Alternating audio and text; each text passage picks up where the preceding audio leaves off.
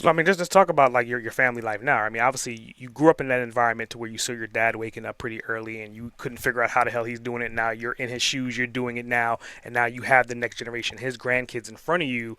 Like, what does your work life balance look like today? It's better today than it has been for a long time, if I'm honest. And it was really bad when my first son was born in the bit. I was just getting the business off the ground. So I think first 3 or 4 years of the business were around. Then my son was born, my eldest.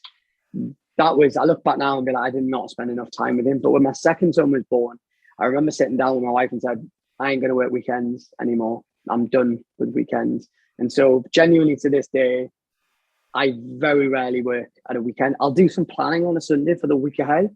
My weekends are for my family, and that's it. And then the other thing now is that I try and do is,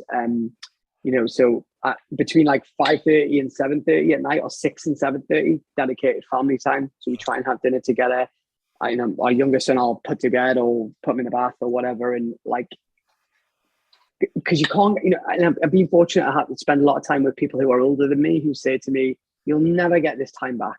You'll never ever get this time back." And yes, I could work a few more hours and make a bit more money, but it's time versus money at the end of the day. And I'm like, there's only so much money that you probably need in life and in reality, and it's not necessarily my motivator, my motivation like it was 10 years ago. So, and I think good open communication with your partner, right? Like, so my wife and I will call each other out in, like, if we're on our phones around the kids or something like that. So we generally, when we're with the kids, we're not allowed our devices anymore. We'll put them in the drawer or upstairs or something like that. Because again, like, it sets the right example. If I'm talking to my kids and I'm on my phone all the time, like, how can I expect them to not do? I mean, I find it hilarious when parents are screaming at their kids because they're on their phone whilst they are on their phone. I'm like, dude, like, can you not see what's happening right here? So, we're not perfect, and it's always work in progress in terms of that family time, but making time on the weekends, making some time during the week. And in a really perverse way, COVID was really good from that perspective, because we were living in Boston in the US during COVID, and we were kind of alone. And my wife was pregnant as well, and then our third son was born, and so we had to be pretty isolated from everyone because of the risks when pre-vaccination, when no one really knew.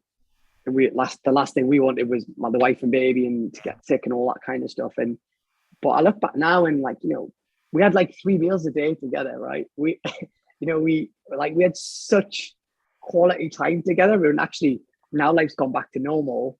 Mhm. I'm back in the UK now, and similar for you probably on the East Coast, like, life's pretty normal at the minute, other than traveling again. And we just don't get that quality time as we did, which is kind of a bit crazy because we were all craving jumping on airplanes and all that kind of stuff. And I do love traveling. Like, it's a big part of who I am. I love seeing the world.